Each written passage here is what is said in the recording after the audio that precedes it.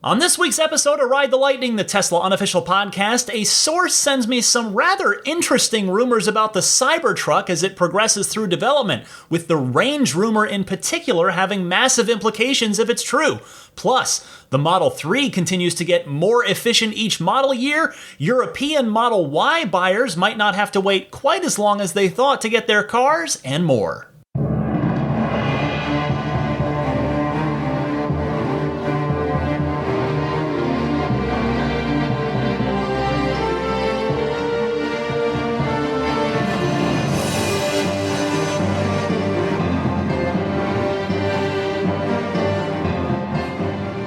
What's happening, friends? Ryan McCaffrey with Daisy the Boxer, joining you for episode 274 of Ride the Lightning for November 1st, 2020. We are officially a third of the way into a big Q4 for Tesla. And a quick thought before I get going this week about the City Streets full self-driving autopilot beta that has been going around to select members of the community for the last week or so. I don't have it myself. Quite frankly, San Francisco will be an acid test for that software whenever I and everybody else with a Tesla in San Francisco gets it later on towards the end of the year. But, and by the way, I don't say that with any pride. Driving here is nuts. And I know every city's got their weird, unique things, but boy, San Francisco with all the hills and the two-way streets that aren't actually, with cars parked on the side, aren't actually wide enough with those parked cars for two-way traffic and all kinds of just wild stuff. It will really be interesting to see how the full self-driving software handles the streets of San Francisco. But anyway, my thought this week was this. Is this City Streets full self-driving update the biggest single leap forward that Autopilot has ever taken? In other words, just in one update, is this the biggest single leap forward that we've ever seen from Autopilot? And based on the videos I've been seeing, I think there's a good chance the answer to that is yes. I mean, let's think about it for a second. I would argue that it's a bigger step forward than Navigate on Autopilot was. Although, hey, taking nothing away, Navigate on Autopilot was pretty cool when it dropped. In fact, I still used it every day, or at least every time I drive. I would also say that this update, again, based on what we've seen from the videos online so far, is bigger than Auto Lane Change, because Auto Lane Change has, to date, worked, in my humble opinion, far too slowly for it to be useful for a number of people, and again, myself included there. It is absolutely, and again, sure, my opinion, but I'm not sure I'd have many dissenters on this one, is absolutely a bigger step forward than Smart Summon when that was added, because that, respectfully, still a party trick right now. This update allows driving on streets with no lane markers. We've seen it react appropriately to pedestrians. We've seen it make turns. We've seen it go around parked cars on streets.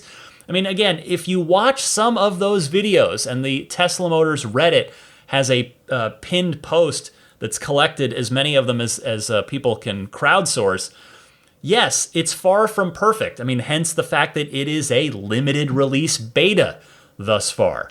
But it is nevertheless really impressive, and I really do think that it might be the biggest single step forward in a single release that Autopilot has ever taken. I will obviously have a lot more to say about this once I get it, whether that's sometime soon or more likely with everybody else come December. I don't know if they're going to be rolling more people into the early access, and again, if I would be a part of that group or not, there's no reason why I would be, and they might even geographically look at me and go, his car is in San Francisco. Let's not send him the beta until it's ready to go for the torture test that is San Francisco. But anyway, once we all get it in, hopefully December at some point, it's really going to be fascinating to see what it can do in a wide-scale release. Anyway, all right, that's enough of that. On with the show. The first thing I wanted to start with this week is something I don't do too often here, and that is share some rumors from a Tesla source. I want to note these are from an internal Tesla source that I do trust, but I want to be clear, they are secondhand.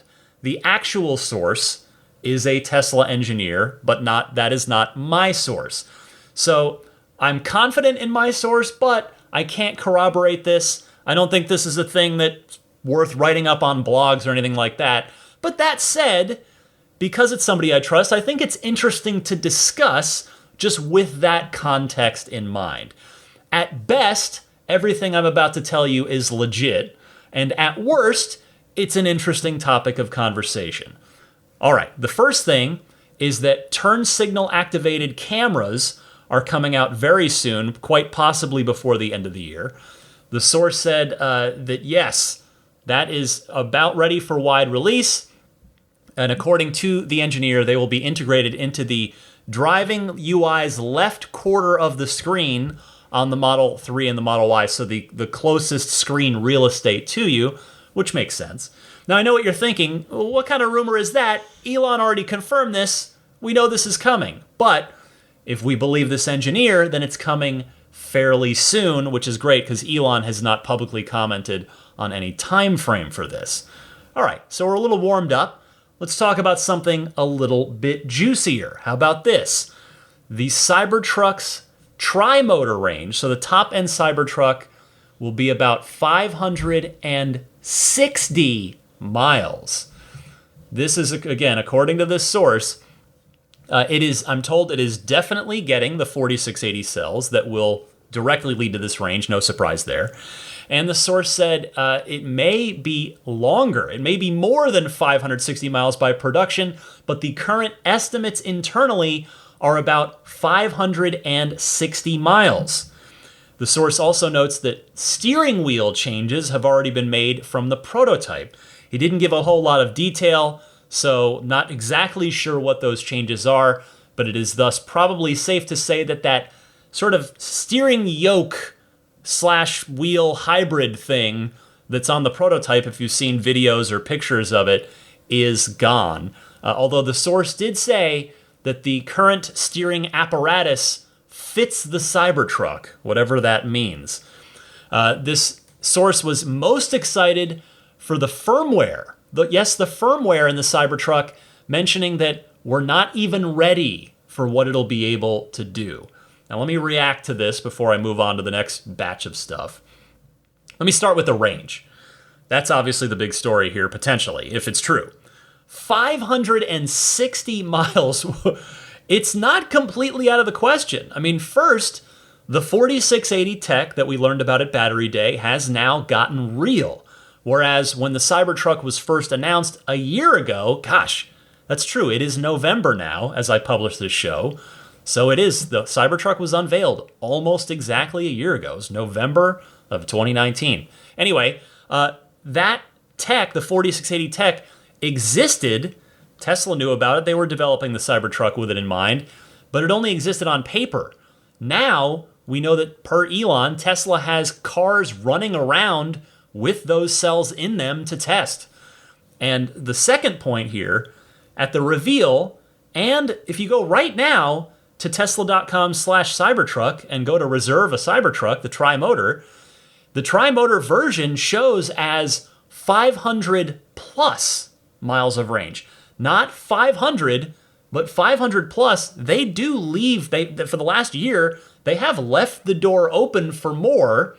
So, if indeed it's 560, that would be absolutely incredible, mostly because that would make for a towing range, because again, this thing is supposed to be tough, it's supposed to be utilitarian, it is supposed to be a post-apocalyptic caliber vehicle, and you're going to want to tow stuff in the apocalypse, and probably you're going to want to tow stuff even when there's not an apocalypse going on.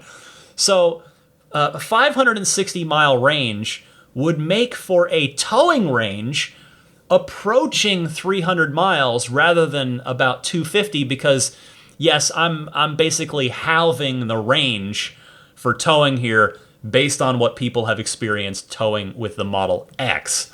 Anyway, 560 miles of range would not only be insane for a $70,000 vehicle, but looking forward a little bit, because I love to do that, it would also tell me that there is basically no way, no how, that the next generation Roadster is only, can you hear my air quotes right there? There's no way the new Roadster will only be 620 miles on a larger 200 kilowatt hour battery pack. I mean, the Roadster's going to be lighter than the Cybertruck, smaller than the Cybertruck as far as the just volume of car, of front end particularly too. And it will have, again, a larger battery pack, and possibly, don't know this yet, it might possibly have even better battery or other technology in it than the Cybertruck does. That said, I think based on this, again, if we're entertaining this 560 mile range thing, rumor as fact, that would make to me a 750 mile range Roadster in play. I think that's the number that we've got to look at if the Cybertruck is clocking in at 560. I'm setting the floor at 700 miles from the 620 it was announced at 3 years ago. Because the entire point of the Roadster, remember this, you can go back and watch the unveiling straight from the mouth of Elon 3 years ago. In fact, also, that's another anniversary coming up, 3 years ago this month. The entire reason that the Roadster will exist is to clown any gas car that's ever existed. Not just beat any other gas car, supercar or otherwise, but embarrass it, clown it.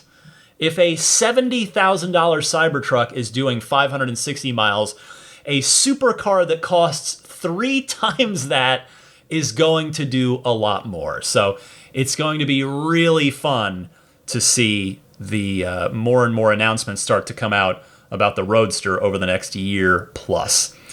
Now next, I want to address that steering wheel about the Cybertruck, that bit of this from my source there. If you remember, the Cybertruck prototype, as I mentioned, has sort of it is a steering yoke, but it's not a full racing yoke like the Roadster prototype has. It basically looks like a Model 3 steering wheel combined with a yoke. So it was no surprise that yoke wasn't going to make it to production. I'm not sure truck buyers are looking for that. I'm not sure it necessarily made the most sense. So again, I wonder what that final steering apparatus is going to be. And finally, regarding the tip about the firmware and what features the truck can do, well, we already know that it can squat down in the back to make loading things into the bed, such as the ATV, the Cyberquad. That makes that easier. So I wonder what other tricks they're teaching it.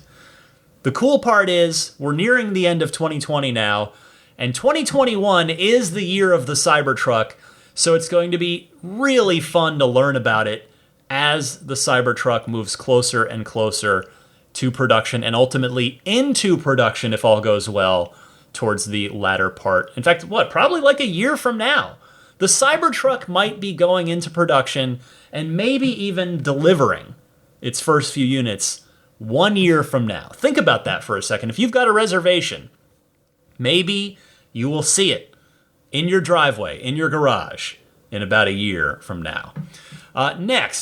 This next tip from this Tesla engineer, again, grain of salt here, but this person says the Roadrunner 4680 cells are much farther along and even more substantial than mentioned at Battery Day with regard to the dry electrode.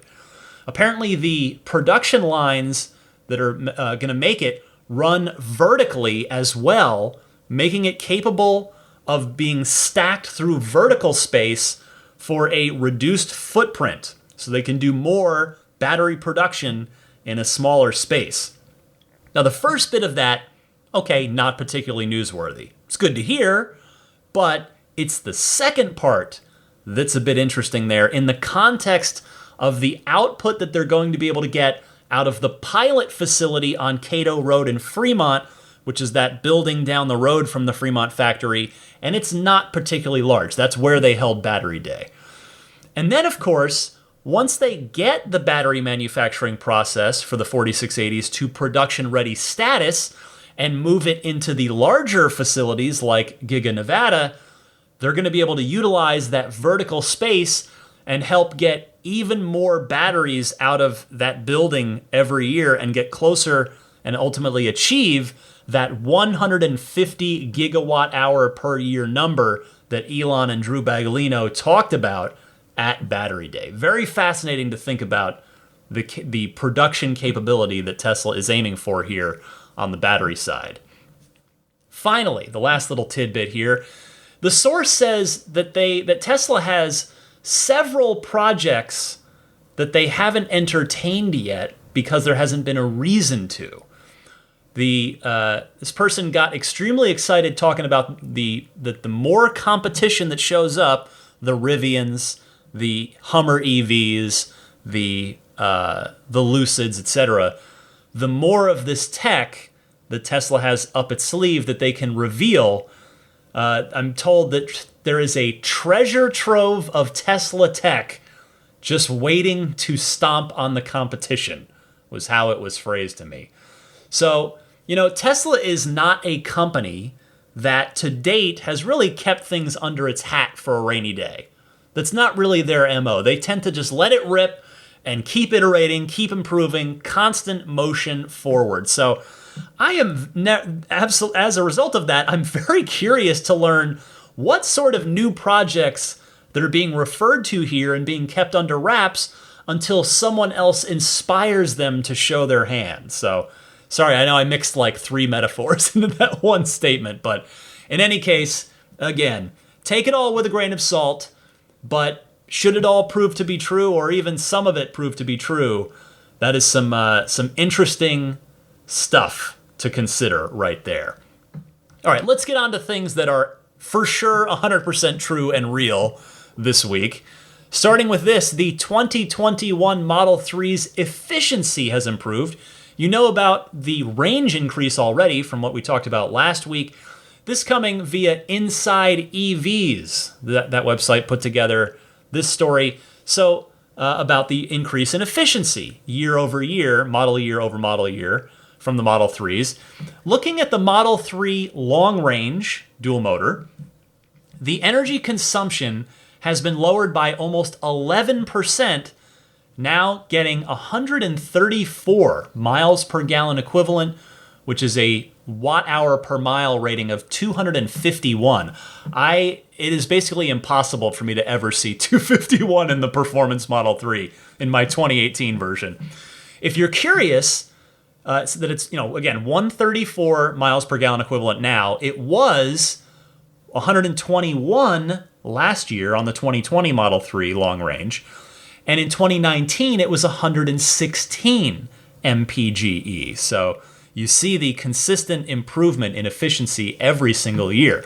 Now, as for the Model 3 performance, that I am the proud owner of one, it has the same efficiency as last year, 113 miles per gallon equivalent for a 298 watt hour per mile rating. But the range bump from those other factors gets it up to 315 miles of range in the 2021 version of the Performance Model 3, which of course the Octovalve being part of that. Although, as others have wisely theorized, since the 2021 model year refresh has been officially revealed here over the last week or so, it's also entirely possible that the new 2021 Model 3s, actually the whole Tesla line, have Panasonic's new 5% energy density improvement in the 2170 cells themselves. Because if you remember, this was a story that came up not too long ago. Here is the specific quote from the Reuters report, which I covered at the on this podcast at the time. It was at the end of July. Quote from Reuters. Panasonic Corporation earlier told Reuters that it plans to boost the energy density of the original 2170 battery cells it supplies to Tesla by 20% in 5 years. and the battery maker has already developed technologies resulting in more than a 5% increase in the energy density of the 2170 cells. So there you go. The writing was on the wall, and it appears to now be coming to fruition. Tesla cars continuing their steady march forward, improving all the time. If you're curious, by the way, there is not yet an updated EPA rating for the Standard Range Plus, which is why I only talked about the Model 3 Long Range and the performance on those. Next up this week, European Model Y reservation holders might start seeing deliveries pretty soon. So I want to talk through this one because Teslarati received a message from a tipster who detailed a conversation with Tesla employees just this past week. After receiving a text message last week from Tesla that indicated this person's Model Y delivery would occur in December of 2020, a correction was issued, and Tesla stated that the message was meant for Model 3 reservation holders. However, Teslarati notes, a Tesla employee in the Netherlands, where this tipster is from, called and stated that his Model Y delivery should be expected in Q1 or Q2 of 2021, and that it would be a build from Giga Berlin in Germany. The source saying, quote, "This morning I got a call from Tesla in the Netherlands with some questions on my order. In that conversation, the Tesla employee told me that they expect to deliver my Berlin build Model Y in Q1 or Q2 of 2021. They had just received an internal update on the building process in Berlin." Now, that does seem like a very highly specific quote, doesn't it? However, it's not that I don't believe this, but Tesla employees, and I say this with absolutely nothing but kindness and respect, but we've just seen this over the years, the corporate, the higher they go up the ladder, they don't disseminate a lot of information down to the personnel doing deliveries and sales at the store level. I've heard from a number of kind Tesla employees over the years who say they listen to this show and they hear more about what's going on this podcast than they do from corporate. So let me preface it by saying that. So what I think may have happened here is, and again, this is just my thinking, maybe Berlin's going to surprise the heck out of us, but I think a wire might have gotten crossed somewhere here in the line of communication because from everything we've seen so far, it does not seem as if Giga Berlin will be producing cars in 4 to 6 months from now. To be honest, I'll tell you this. I'm kind of surprised that the Model Y, so if that's true, and if these deliveries are going to come from somewhere else, I'm kind of surprised that Tesla would even launch the Model Y in Europe at all before Giga Berlin opens, which is, we've been told so far, will be towards the end of next year.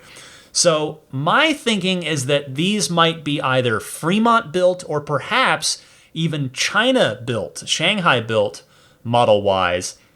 Because I guess if they have the production capacity in Fremont or Shanghai to do it, we heard in the shareholder letter, or I suppose we read in the shareholder letter as part of the earnings call last week, that Tesla's still ramping up production on the Y in Fremont. They're cranking them out, but they have not achieved full run rate yet, but they are getting close.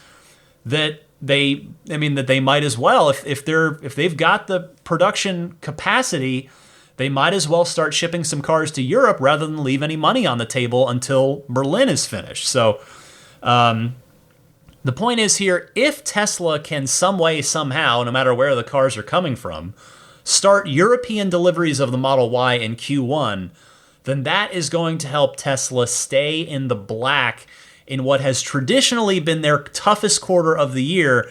And quite frankly, let's just be honest, this is not a Tesla-specific thing. Q1 is typically every automaker's toughest quarter of the year. It's after the holidays. People, that's just how the cycle tends to go. So, gonna keep an eye on this one because, again, I'm not quite sure. I'm not buying, with all due respect, I am not buying that Berlin will be producing and delivering cars in the first half of 2021. It'd be amazing if that's the case. So we'll see whether that's going to be the case and that's going to impress the heck out of me, or if they're still going to find a way to start delivering Model Ys in Europe in the first half of the year via Fremont or Shanghai. Now, speaking of made in China Teslas being shipped to Europe, that's exactly what has started happening with the Model 3. Tesla China continuing to impress. They have now shipped the first batch of 7,000 Shanghai-built Model 3s to Europe. Teslarati reporting that those 7,000 vehicles were loaded onto a ship and began their journey to Europe this past week. And here's a fun part. To commemorate the occasion, Tesla China held a ceremony for the sedans at the export, at the shipping port. The vehicles were waiting to board the ship. They were photographed. They arranged the cars and spelled out Tesla on the port, on the dock, which is a really fun thing for them to do. It's a great overhead picture next to the ship. And it's really cool. And pictures of that were shared on Weibo. Is it Weibo or Weibo? I'm going to guess Weibo is the Chinese social media network. But yeah, they were shared on Chinese social, and it's just a really cool thing. And what's fun here too is all the cars that they lined up and photographed were all the same color. They were all white Model 3s. So it made the picture look even better because it was just from above, TESLA, all with white cars. Looked really cool. And Teslarati noting the Model 3s that are being exported to Europe are with Tesla China's lithium iron phosphate, aka LFP batteries, which are cheaper to produce and contain no cobalt. Reports also note that the vehicles are increasingly being built with local parts, allowing Tesla to support more of the domestic economy.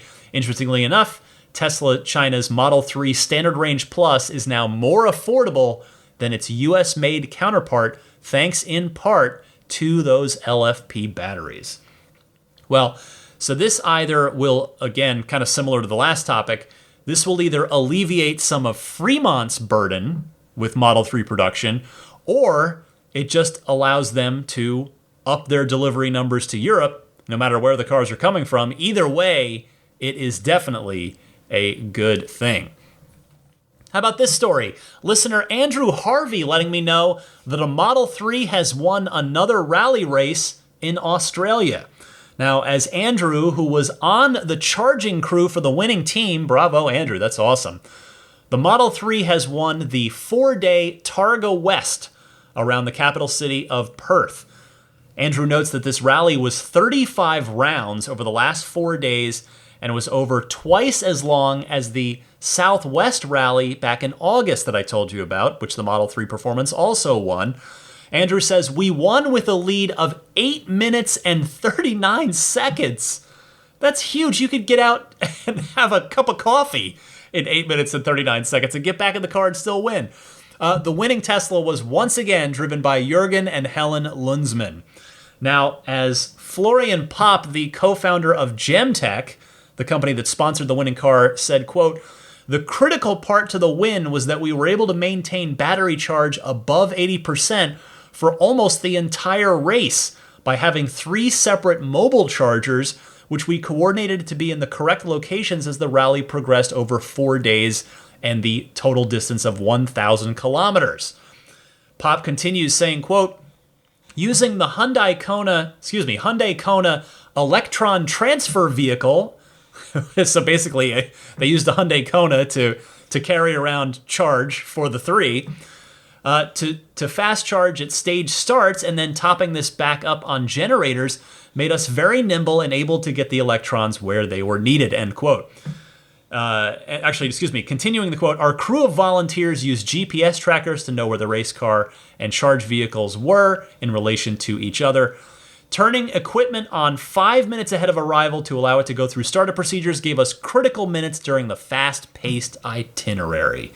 So congratulations to the Lundsmans, to Andrew, to Gemtech, and the whole crew. Hopefully Tesla's winning rally races is going to start to become a very normal thing. The final story I've got for you this week, Tesla has announced that it will invest up to $12 billion, with a B, billion dollars in factories over the next 2 years, according to their SEC-mandated 10Q filing. I spotted this there was a thread on the Tesla Motors Reddit, which was posted by the user Orbital ATK, I guess presumably for Orbital Attack.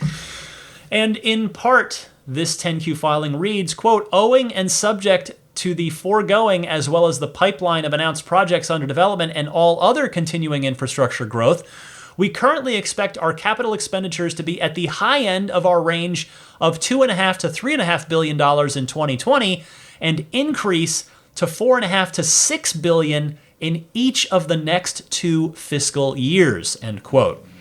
Well, what's awesome about this is that Tesla's success will only help them become more successful more quickly. They build more factories, they end up with more cash on hand, which means they can build more factories, which means more cash on hand, etc., etc. They're selling more cars, more cash on hand, a virtuous cycle in effect here that has begun for Tesla. Love it, and I can't wait to see what they do over these next few years. All right, that is everything in the world of Tesla news for this week, but stick with me. The Ride the Lightning hotline is back after its little week off last week for the earnings call, so stick with me. Your phone calls coming up right after this. This is Steve Downs, the voice of Master Chief, Sierra 117. You're listening to Ride the Lightning, the Tesla unofficial podcast. You know, that Cybertruck looks a lot like a warthog, doesn't it? Master Chief, out. Thank you, Master Chief. All right, time for the Ride the Lightning hotline. If you've got a question, comment, or discussion topic for the podcast, I would love to hear from you. Give me a ring. You can do so in one of 2 easy ways.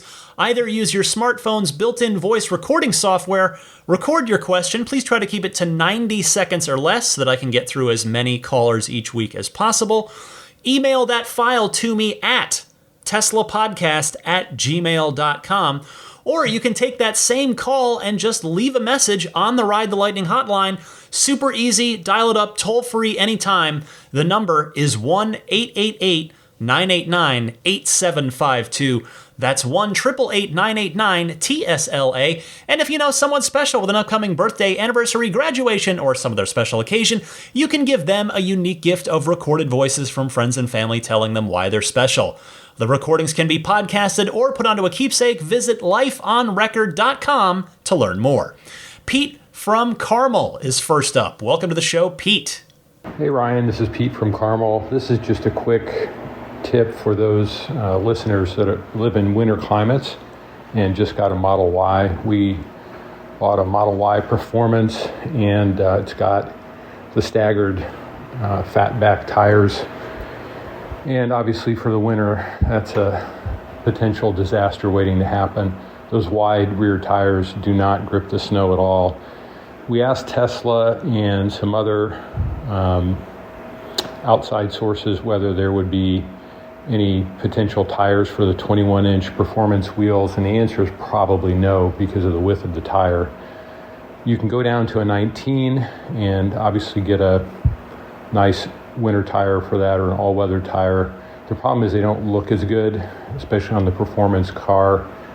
So you can get 20s, which do still look really good, but are in a non-staggered setup so that the rear tire is much narrower and it has better grip in the winter. So for those of you that live in winter climates, if you still want cool-looking wheel, you can just go down to the 20, and that will afford you way better performance in winter weather.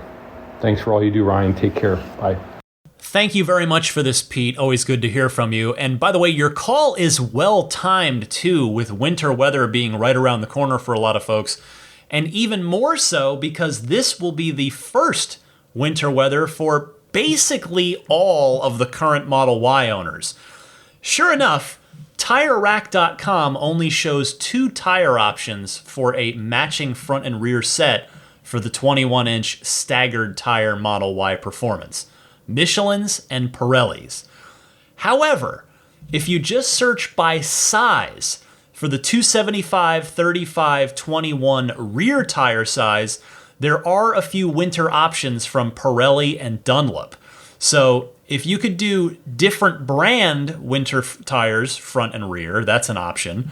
I mean, normally that's not necessarily advisable, but you're on the same axle and you've got staggered tires anyway. So you're not rotating anything.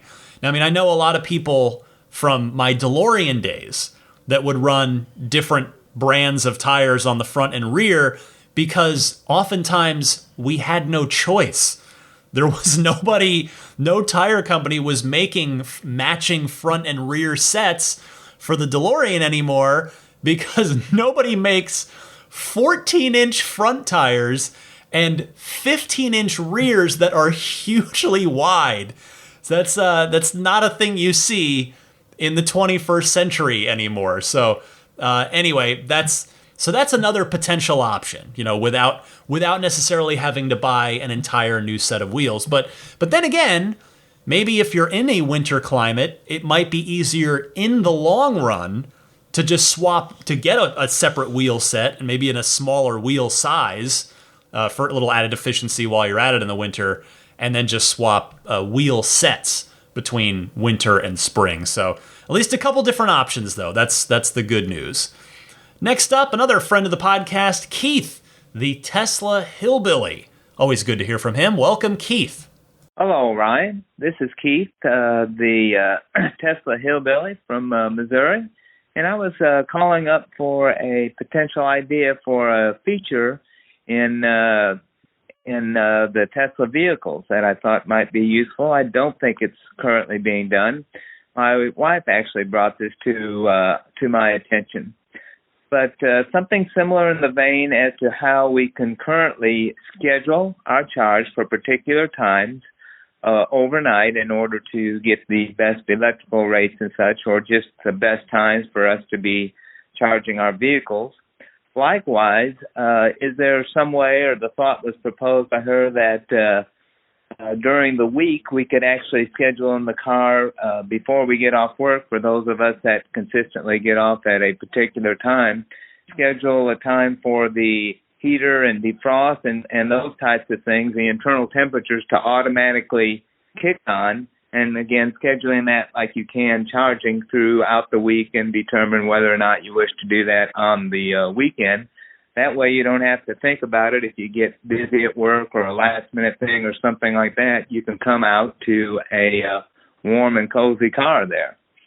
Anyway, that was the thought for the day. Thanks for taking the call, Ryan. Appreciate it, and hope you and your family, along, of course, with Daisy, are having a great day. Talk to you later. Bye-bye.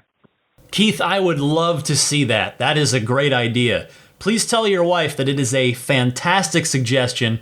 Here's hoping that Tesla hears it and adds it to the software team's feature queue. Thank you very much, as always, for your support and for your phone calls. Let me go next to Harry in Atlanta, responding to Patrick in South Carolina from 2 or 3 shows back. Patrick was looking for some help, some advice about buying a Tesla in a state where Tesla is not legally allowed to sell. So here is Harry from Atlanta. Hey, Ryan, this is Harry from Atlanta. In response to Patrick's question from last week, the South Carolina wants to buy a Tesla. I work for Tesla in Atlanta, Georgia, and have for 6 years. Also have had a Tesla since 2015. The short version is you're buying a Tesla from a California manufacturer, and we can register it anywhere that you live. For instance, we sell a lot to Alabama, to South Carolina, to Tennessee, and to the Panhandle of Florida. They all come to Atlanta to get their cars, and we register them in their home states. There's some paperwork we have to fill out just to prove that they are not a dealer. Again, that's some of the hoops to jump through because of the dealership laws. But the short story is we can sell to any state. Hope that helps Patrick. He can get in touch with us by calling the Atlanta store, 404-294-8888. He might be closer to Charlotte, though, from this call. Anyway, appreciate your show. I'm sure you hear this a lot. As an employee, we don't hear anything from California, and I get some information online from folks like you, so we do appreciate it. Thanks. Have a great day. Well, this is one of those where I have nothing to add because, Harry, you have all the information here, having experienced this yourself. This is exceptionally helpful. Thank you very much. I hope Patrick will get in touch with any other questions about the process that he might have, and hopefully this was helpful to some other listeners as well.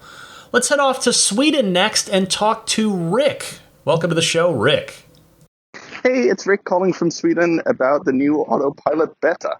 First of all, I'm interested to see how Americanized or maybe internationalized this autopilot is going to be. Living in Sweden or Europe in general, I think we tend to be a bit more skeptical here since there's so many subtle rules and differences that don't align with the American way of driving. For instance, you're not allowed to indicate in Sweden if there's no room for you to actually change lanes, whereas having driven in LA, it seems to be the exact opposite. You indicate for people to make way for you to merge in. Anyway, the main topic of discussion seems to be more around the safety, and especially, are people going to pay attention? And I wanted to bring up an interesting philosophical solution, I guess, where it was proposed that to fight speeding, what you would do is just put a big spoke in the middle of the steering wheel, because nobody in their right mind would speed when, any form of impact would impel you. I'm wondering, should Tesla introduce something similar for their autopilot? Just basically have the car make a deliberate mistake every, minute, 5 minutes, so that you are forced to pay attention because the car doesn't promise to do it correct. It, in fact, promises to do wrong, and you need to be attentive to catch it. Anyway, just a philosophical thought. Thanks for an amazing podcast every week. Talk to you later. Rick, thank you for this very interesting call. Philosophically, I can certainly see where you're coming from. Definitely in the U.S., I cannot imagine that would fly. And I'm not saying, I know you're not suggesting that actually happened, but the thing is, if Tesla did it and anyone ever found out or could prove it, they'd be sued into oblivion. Welcome to the U.S. Not to mention that the shorts and the fudsters would have a massive new cache of ammo to load into their figurative guns to take aim at Tesla with. But I do see where you're coming from here, really. But there's have to be another way to achieve the same goal without risking anything with intentionally bad autopilot behavior. I mean, say, for example, maybe the cabin-facing camera that is currently unused, but it's in every 3 and every Y, if it catches you with your eyes off the road for too long and just disables autopilot for the remainder of your drive. In fact, autopilot itself already does this under one condition. If you manually accelerate autopilot, or if you manually accelerate past 90 miles an hour with autopilot engaged, if you do that with autopilot on, it puts you into what I call autopilot jail. It does exactly what I said. It locks you out until you put the car in park and start a quote-unquote new drive. I had that happen to me once during this, was that, I don't know, a year or two ago. Time is meaningless now, but it was a lane change. I had to get over for a highway split. So one highway was basically splitting off into 2 other highway directions. And I had to get over, autopilot's on, and this, the car next to me was just kind of just going along at a steady speed, which is good, but I'm running out of space, so I just gave autopilot a nudge. But in the Performance Model 3, that nudge quickly sent me past 90 miles an hour. Not far, like 92 probably. And sure enough, it was like, autopilot's been disabled for the remainder of this drive. So, whoops.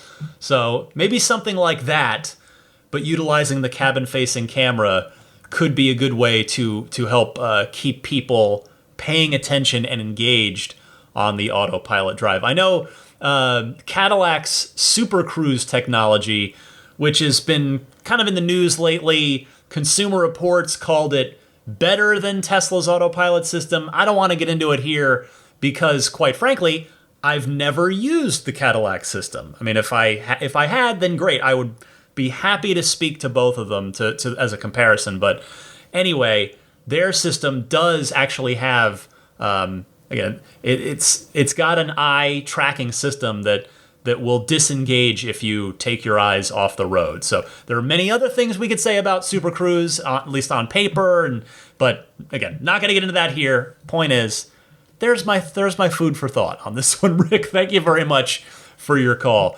Forrest from Olympia, Washington, with a thought about the Model Y. Hi, this is Forrest from Olympia, Washington. Why doesn't the Model Y have a rear windshield wiper? Thank you. Well, that's an interesting thought. I guess that would be a good question for Tesla's design and engineering teams, but if you note, the Model S, which is a hatchback, and the X don't have one either. So I presume, again, as absolutely someone who is not a designer or an engineer, that the angle and the shape of the rear glass and the aerodynamics of the cars is just such that they don't really need them.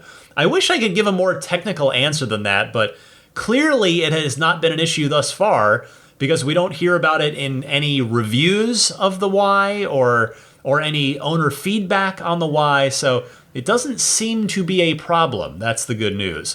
Thank you for your call, Forrest. Let's go to Brian in Minneapolis up next. Go ahead, Brian. Hi, Brian. This is Brian. I'm calling from Minneapolis. I bought a Standard Range Plus Model 3 early last year. I took a delivery in March.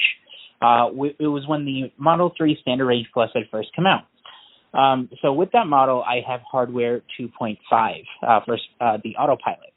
I've noticed a lot recently that a lot of the software updates relating to autopilot, whether it be reading the stop signs, well, not even reading them, but like reading speed limit signs, things of that nature, we're not getting in hardware 2.5.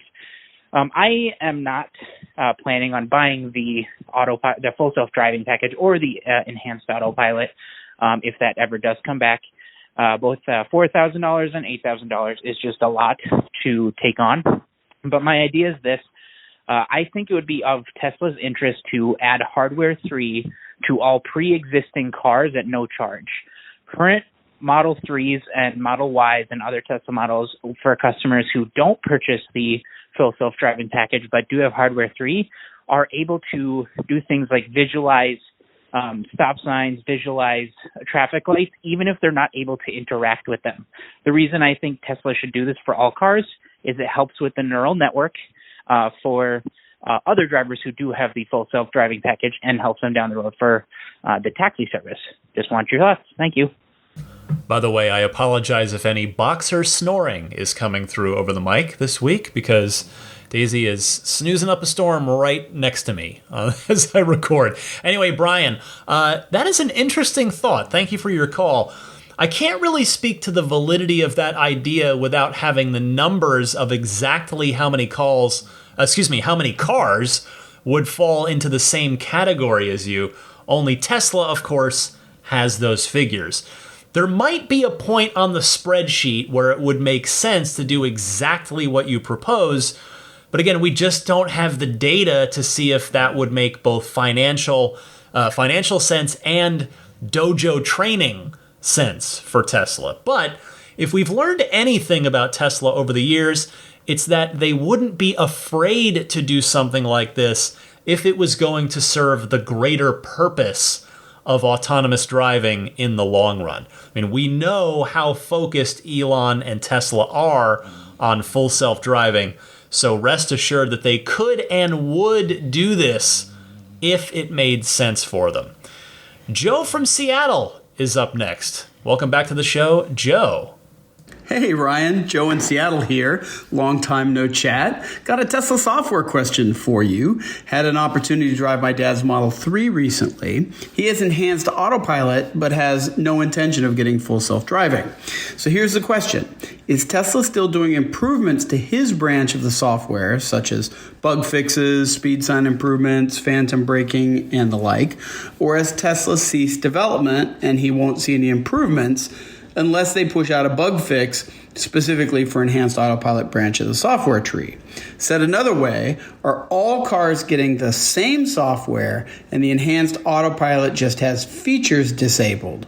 Or FSD and enhanced autopilot, two independent branches of software now? Thanks for any info you can provide. Cheers.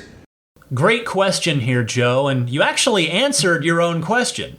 Everyone still gets the same software, and yes, those with enhanced autopilot are still getting updates and fixes, but there won't be any new features for enhanced autopilot owners until and unless they add that extra cost full self-driving package.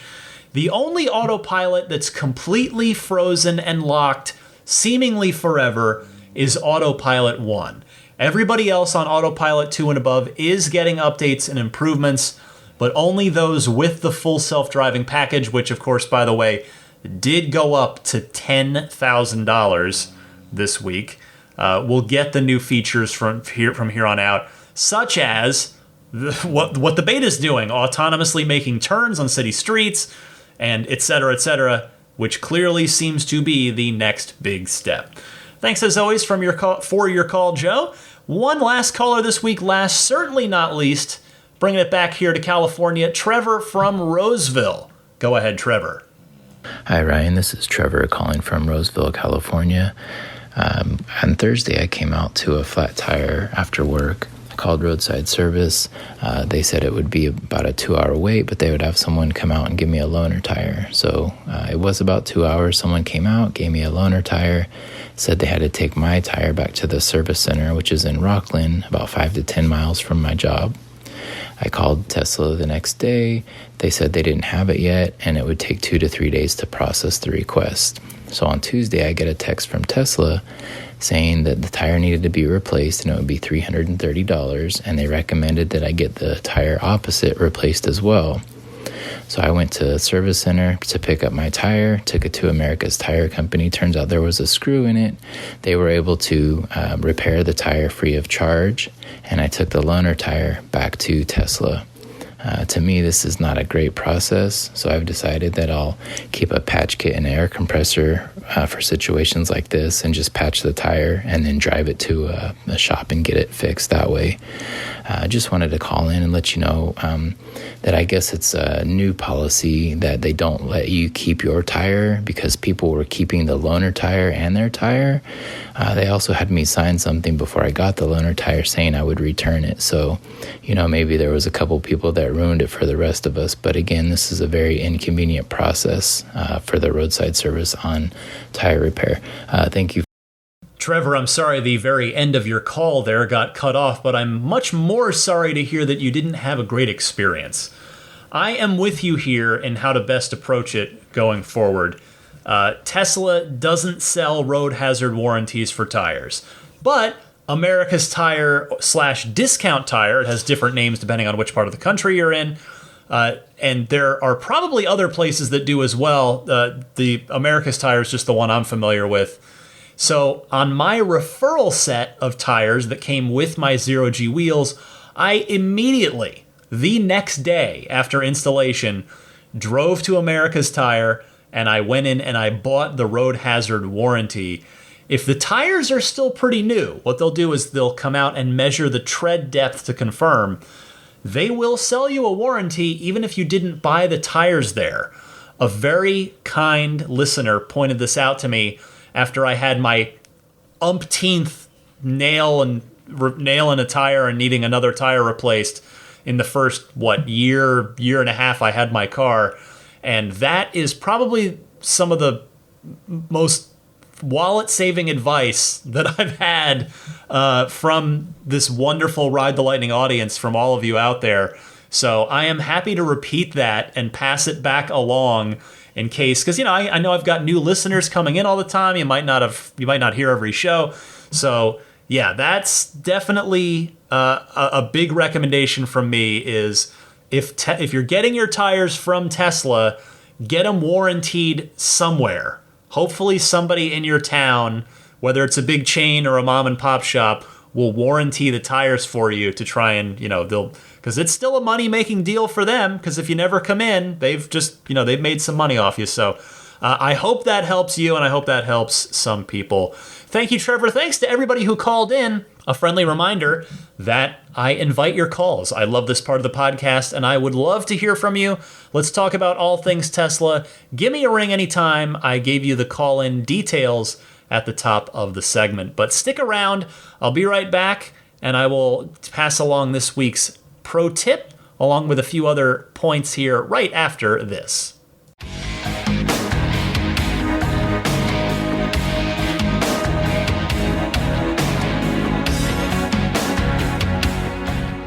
I told you last week that my car was going in for service for the airbag warning light coming on.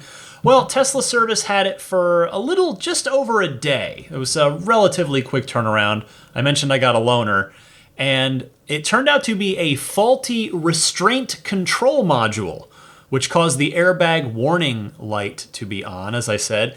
Now, sadly, even though I was happy to get a rental car, everything went fine, except I found out the next day as I went into my glove box to get a mask to go into Trader Joe's to do some grocery shopping.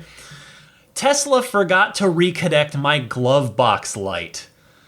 It's like the littlest thing. It's so not a big deal. It's certainly not worth going back for, but it's just like, oh man, it's one of those mildly annoying little things. But anyway, glad to have the car back.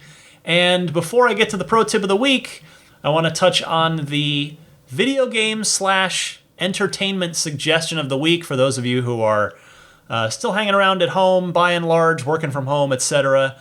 I would have to mention, because I just watched it with my family before recording this, The Mandalorian is back on Disney Plus. Season 2 has begun. I love this show. My whole family, my wife and daughter, all three of us, we love this show so much. I think it is, I don't want to get into a whole Star Wars thing. Like, everybody sort of seemingly has their own baggage, for lack of a better term, that they bring with them to anything Star Wars and how they feel about the movies or this or that. But in my humble opinion, I've enjoyed some of the more recent movies. I've not enjoyed as much some of the other ones. I think The Mandalorian is far and away the best thing that's happened to Star Wars since Disney took over the franchise and really brought it back. I think the show is fantastic, even compared or not to other Star Wars things. Just on its own, I love it so much. And there's an actor, the sort of guest star, if you will, in episode 1 of season 2 is someone I love, someone who I've loved all their shows that they've been in. So anyway, Mandalorian's great. It's a space western, baby. The character that, I guess it's not a secret by now, but I won't ruin it just in case. But there is a super awesome sort of buddy thing going on. Anyway, The Mandalorian, check it out if you have not already. Pro tip of the week time, Somi calling in with a pro tip about window recalibration. Go ahead, Somi. Hi, Ryan. This is Somi. I just want to first apologize again for yelling happy birthday across the Battery Day parking lot at you. I'm still quite embarrassed by it, but thank you anyway for your kind words, but I still want to clear the air there. So anyway, I do have a tip. This is not a tip that I've experienced personally, but it's responding to many posts that I've seen where people are experiencing a notification in their app that their window is open and they can't seem to make it go away, or they can't seem to get the window to close all the way. Apparently, there's a way to recalibrate your windows. And so this was a post in the Tesla Model Y Facebook group by Sai Ramesh. I want to give full credit there. And I'm going to read the post word for word. Push the button of the window that is having an issue all the way down. Once it is all the way down, please push and hold in the down position for roughly 4 to 8 seconds, then release. And I just want to comment there, I think he means pull it all the way down, release the switch, and then press it again for about 4 to 8 seconds. Okay, now let me continue. Then pull up on the switch to close the window. Once closed, release the switch and then pull up and hold for 4 to 8 seconds, and then release. This will calibrate the window auto up and down feature and resolve the app message for the window being open as well. And so I just wanted to pass that on in case anybody has been having that issue. Thanks. Somi, no need to apologize, I promise. Please do not give it another thought. I very much honestly look forward to chatting with you at the next event. We'll chat properly next time. As to your pro tip from the Facebook group, that one is new to me. So Somi, thank you so much.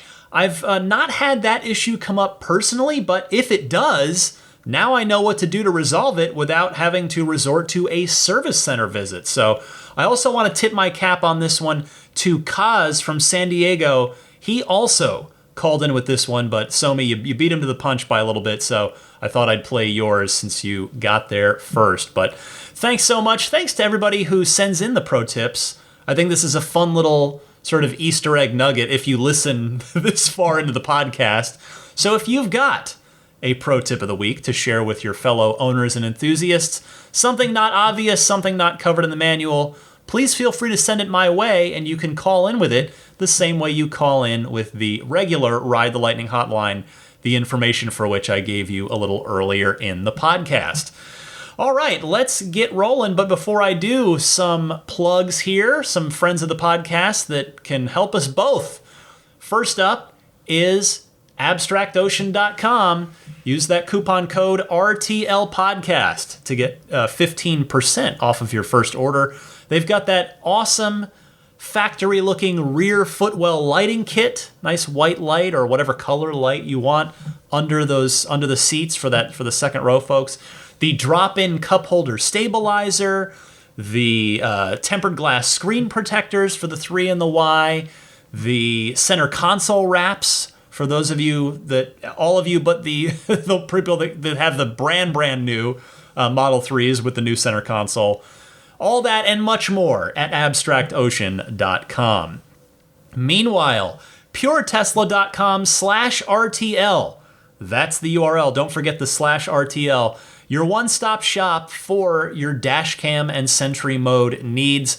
Free shipping anywhere in the US. It comes fully formatted and ready to go right out of the package. Plug it straight into your car. You don't have to do anything else. Works with Mac or PC. When you do want to look at the footage, puretesla.com/RTL. $49 for the 128 gigabyte kit. That's what I'm using.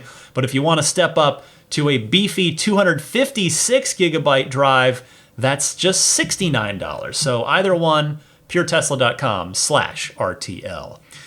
Meanwhile, SnapPlate, my friends at livingtesla.com/RTL, they've got the front license plate bracket for people like me that hate front license plates. But if you got to do it, either for parking at a parking meter, for toll roads, bridges, whatever you got to do, but if you want to be able to take it off easily at times, then the Snap Plate is for you. They've got it available for all 4 Tesla models. Get it at livingtesla.com/RTL.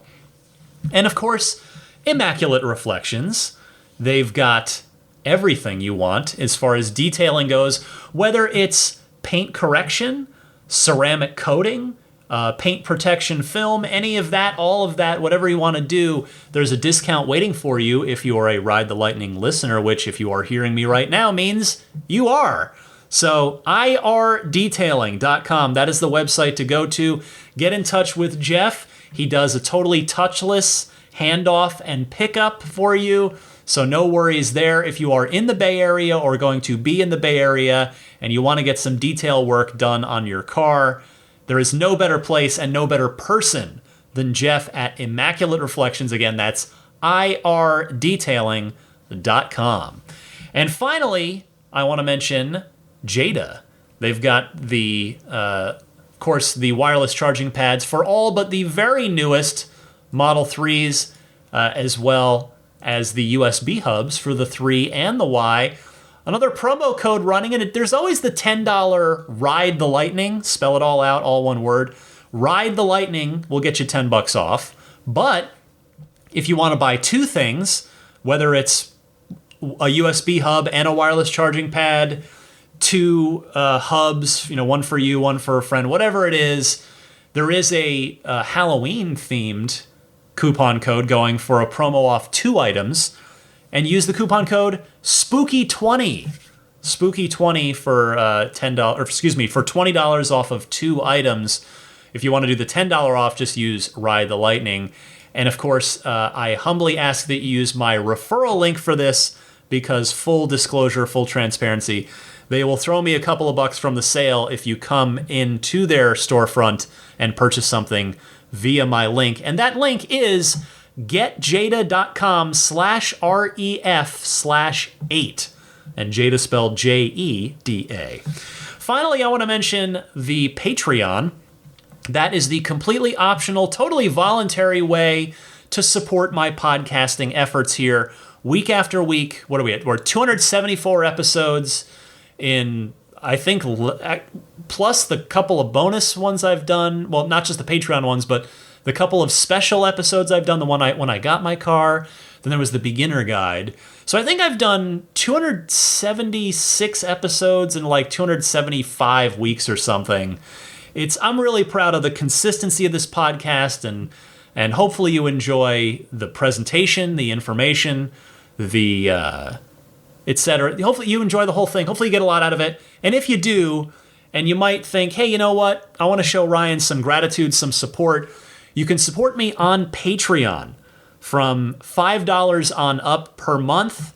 There are different little perks and rewards at the different tiers.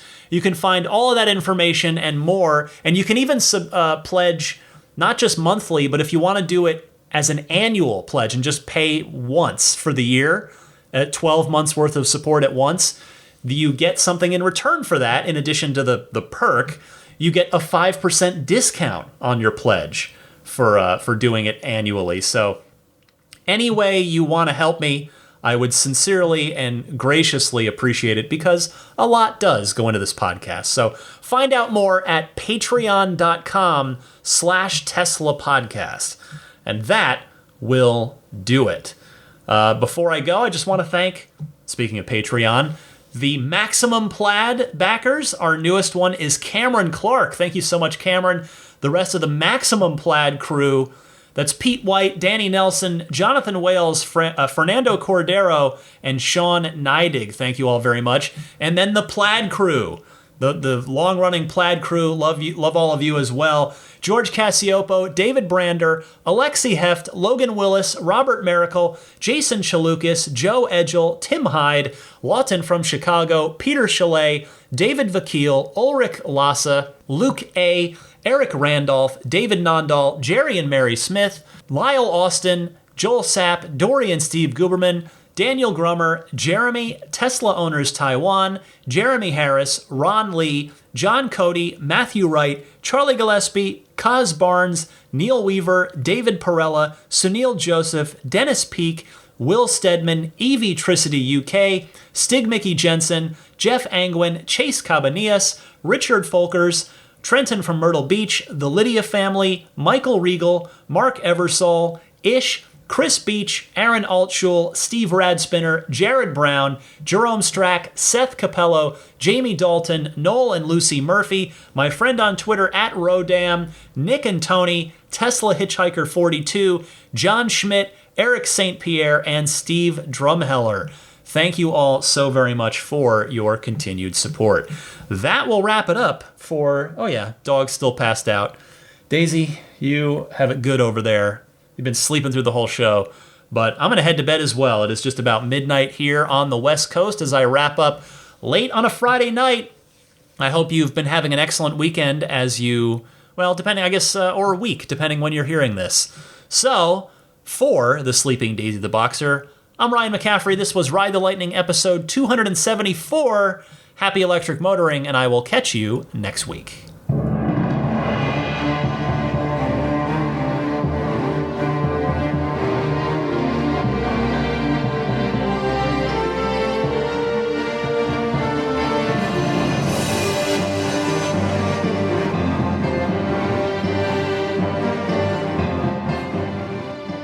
I mean, I think a Tesla is the most fun thing you could possibly buy ever.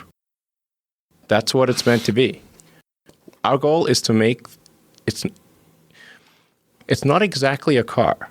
It's actually a thing to maximize enjoyment. It's maximum fun.